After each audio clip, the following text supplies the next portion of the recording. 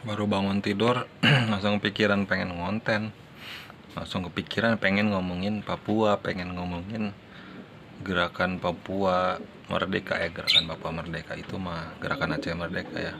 OPM, Operasi Papua Merdeka, Organisasi Papua Merdeka.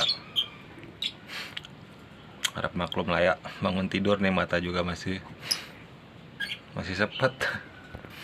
Ada beberapa pertanyaan sih terkait kalau Papua Merdeka itu emang udah mampu gitu Papua buat merdeka.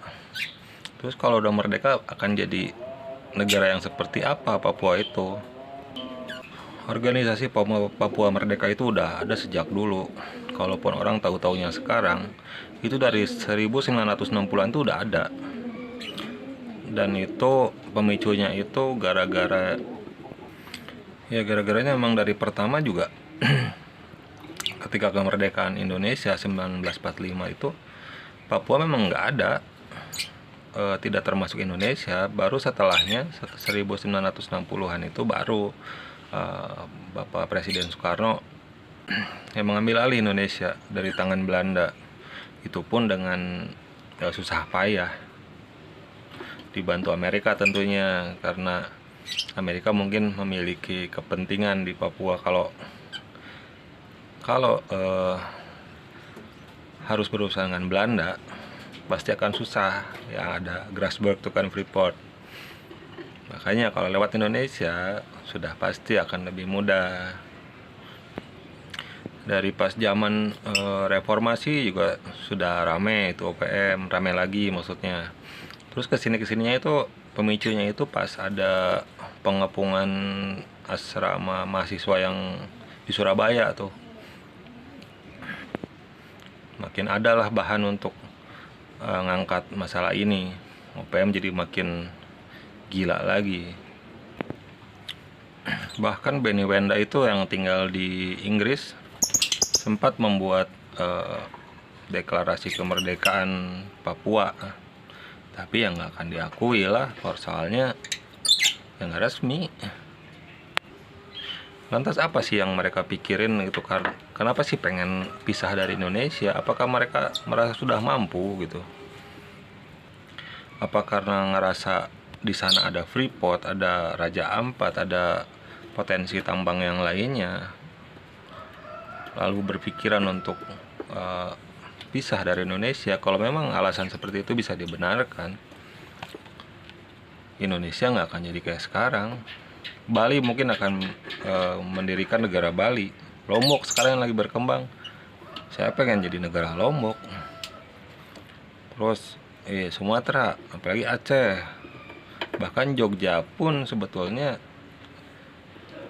ya secara teori mampu, karena memang salah satu sumbangan terbesar ya penyokong berdirinya negara ini adalah sumbangan dari Sultan Jogja. Artinya harta Jogja itu dulu mampu untuk membuat Indonesia berdiri. Tapi emang kalau modal harta saja cukup membuat sebuah negara, membangun sebuah negara? yang enggak. Karena di sana tuh kan dibutuhkan pendidikan, infrastruktur, militer juga. Artinya dibutuhkan SDM yang mumpuni juga.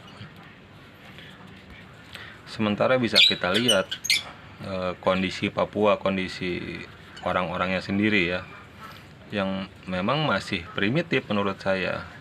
Yang sudah modern itu yang di kota-kota, itu pun di kota-kota besar itu kebanyakan ya pendatang.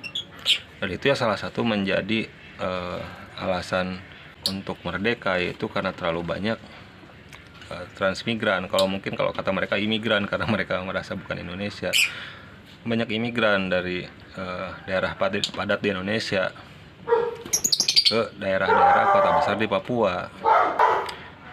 Yang makin aneh lagi tuh pola pikir OPM itu sendiri. Jadi OPM itu mereka tuh bangga ketika masih zaman kolonial Belanda itu, waktu masih zaman penjajahan itu, mereka bangga dengan relasi hubungan mereka dengan Belanda.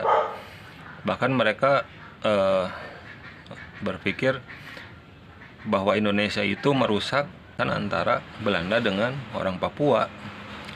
Dan orang Papua itu merasa Belanda itu sebagai pahlawan karena menurutnya dulu Papua itu orangnya adalah orang-orang yang jahat yang memakan manusia, kanibal. Dengan datangnya Belanda, Belanda memperkenalkan Injil, mereka menjadi orang yang lebih baik. Apa sedangkal itu pemikiran mereka? Ya kalau untuk yang pemikirannya dangkal ya pasti itu yang mendukung Papua merdeka. Tapi untuk orang yang berpikirnya bahwa berpikir realistis dengan apa? Dengan tujuan Belanda sendiri. Belanda sendiri kan tujuannya konsepnya 3G kan, gold, gospel, dan glory. Mereka mencari harta, menyebarkan agama, dan mencari kejayaan. Seenggaknya saya udah mencatat beberapa poin kenapa sih Papua pengen merdeka. Ya sebagian orang Papua ya, kenapa sih mereka ingin merdeka ya? Salah satu itu tadi karena banyaknya imigran dari daerah Indonesia yang padat ke kota-kota besar di Papua. Ya faktanya memang di Papua itu orang-orang yang ekonominya maju itu tidak bisa dipungkiri kalau nggak orang luar Papua ya orang-orang politisi atau orang-orang pemerintah daerah, orang Papua sendiri. Dan selebihnya ya mereka yang hidup di pedalaman, hidup masih primitif. Tentunya mereka memang seolah-olah menolak peradaban sebagian, tapi kebanyakan yang di kota-kota sudah mengikuti peradaban. Yang poin kedua, mereka itu merasa memiliki hubungan kekerabatan yang erat dengan Papua Nugini. Ya pasti karena memang mereka satu daratan dan sebetulnya mereka itu kan dulunya satu. Kenapa bisa jadi dua? Itu karena mereka dijajah oleh dua negara yang berbeda. Untuk Papua Nugini itu kan koreksi saya kalau salah ya, dulu tuh dijajahnya sama Perancis, dan Papua Barat itu sama Belanda. Jadi ya itu tadi karena dijajah oleh Belanda dan bersih tegangnya dengan Indonesia, dan memang di sana ada kepentingan Amerika juga, maka Amerika memilih untuk memenangkan Indonesia. Kalau misalkan dioper ke Paris, ke Prancis, ya sama saja dengan ke Belanda, akan susah. Pasti hasil tambang, hasil alam ya nggak akan semudah mendapatkan bila dari Indonesia.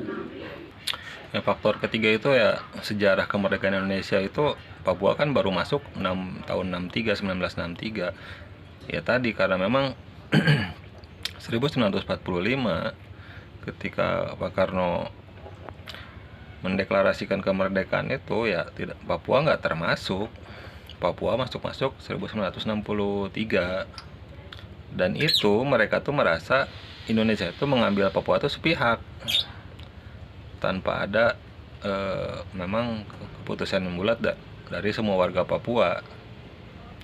Walaupun memang ada pepera sebelumnya kan. Indonesia merasa memang orang Papua itu orang Indonesia, orang Papua sendiri merasa Indonesia adalah negara yang berbeda dengan Papua. Dan faktor yang keempat itu karena kekayaan alamnya. Papua jadi orang Papua yang ingin merdeka itu merasa pede dengan kekayaan alamnya. Mereka merasa kita bisa mandiri, kita bisa bangkit, kita bisa jadi negara kaya, kita bisa jadi seperti Arab yang tiba-tiba bisa mendapatkan pembagian kekayaan dari negara sampai bermiliar-miliar. Ya Arab mampu karena memang mereka sudah maju secara pemikiran, secara mental mereka sudah siap untuk ke arah sana. Coba kita lihat Papua. Ya memang di Papua itu kan mereka hidup bersuku-suku, dan setiap suku itu mereka memiliki bahasa yang berbeda. Bisa dibilang bahasa yang paling banyak di Indonesia itu kalau ya bahasa di Papua. Kalau misalkan Papua memisahkan diri terus dibandingkan jumlah bahasa yang ada di Indonesia tanpa ada Papua pun masih lebih banyak Papua. Terlebih lagi kalau digabungkan dengan Papua Nugini. Di Papua Nugini saja itu ada 1000 bahasa lebih karena tiap suku memiliki bahasa yang berbeda. Lantas kira-kira apa yang bakal terjadi kalau memang Papua merdeka? Yang saya baca ya, salah satunya perkiranya itu Indonesia akan dimusuhi oleh Amerika ya pasti. Ya kan, masalahnya di Freeport pasti. Ketika misalkan Papua merdeka, otomatis kontrak dengan Indonesia itu luluh lantak. Kontrak dengan Indonesia itu nggak akan ada apa-apanya karena secara kepemilikan menjadi milik Papua. Mereka harus menyusun kontrak ulang, itu pun kalau memang Papua sendiri mau memberikan kontraknya dan memang tidak mempersulit. Tapi kan seperti tadi yang disebutkan, salah satu keinginan Papua merdeka karena memang mereka pede dengan kekayaan alam. Padahal mereka juga nggak tahu apakah mereka mampu mengolahnya. Karena memang Papua dan Papua Nugini itu kekayaan alamnya luar biasa. Cuman itu kan mereka alamnya itu ekstrim ya. Kekayaan alam Papua Nugini saja itu belum terjamah semuanya. Dan Papua Nugini itu statusnya sudah negara ya, apalagi Irian Barat atau Papua Barat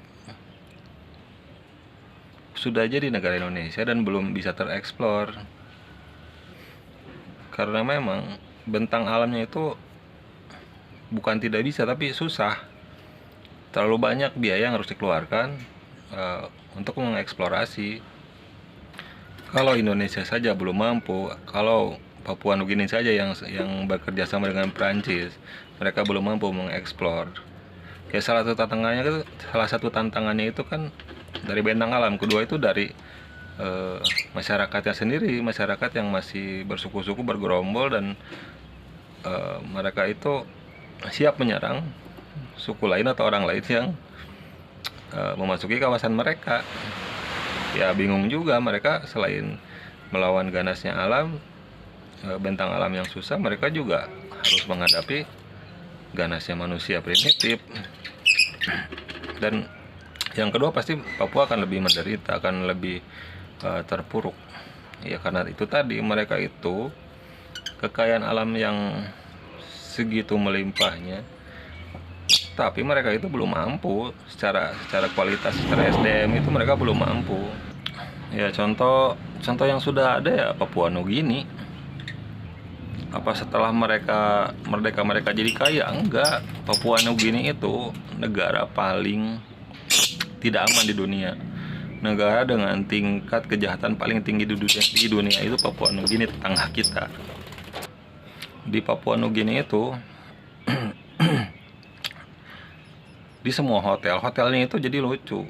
Hotel itu dikelilingi oleh benteng tinggi dengan CCTV di mana-mana, dengan penjagaan militer di mana-mana. Dan kalau memang ada tamu hotel terus mereka mau keluar, pasti mereka akan disarankan untuk jangan kemana-mana, jangan bepergian jalan kaki. Pakai mobil pun mereka harus ekstra hati-hati karena memang kejahatan di sana tinggi, tingkat pemerkosaan tinggi, perampokannya juga. Ya karena apa? Karena memang tadi rakyatnya itu nggak sejahtera, rakyatnya itu jadi penjahat karena memang ya mereka sengsara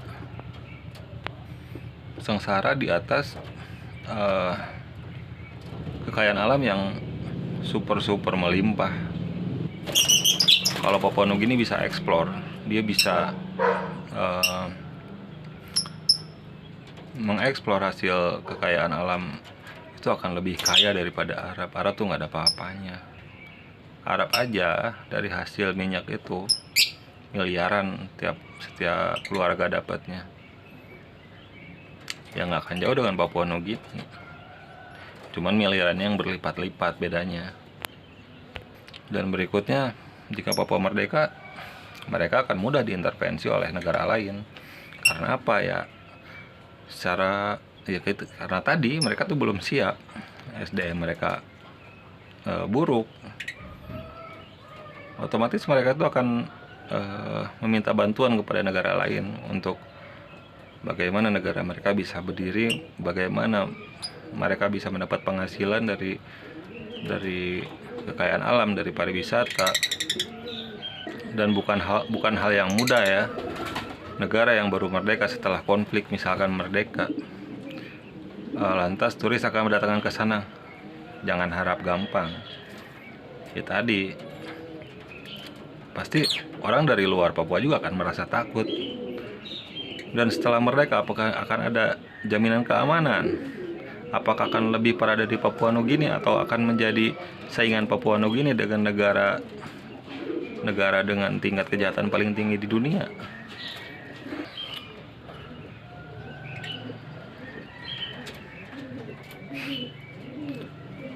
Buat orang-orang Papua yang pengen merdeka, benahi dulu Papua, tingkatkan dulu peradaban, tingkatkan dulu pendidikan, cetaklah manusia-manusia yang memang mumpuni untuk mengolah Papua, cetak orang-orang yang mumpuni untuk bisa menjalankan Papua sebagai negara yang memang ya walaupun butuh waktu panjang, butuh waktu lama. Indonesia pun yang sudah 70 berapa ya? Yang lebih dari 70 tahun merdeka masih seperti ini. Apalagi Papua yang berangkat dari keprimitifan lalu misalkan merdeka, akan seperti apa gitu. Indonesia aja 70 tahun lebih masih seperti ini. Amerika bisa menjadi sebesar itu karena memang umurnya sudah 300 tahun lebih. Ya sudahlah, begitu saja ya nih. Sebelah rumah aja tetangga saya orang Papua semua, asrama Papua. Nggak enak lah. Yang penting damai, mau merdeka mau enggak bukan urusan saya lah ya. Yang penting damai. Assalamualaikum.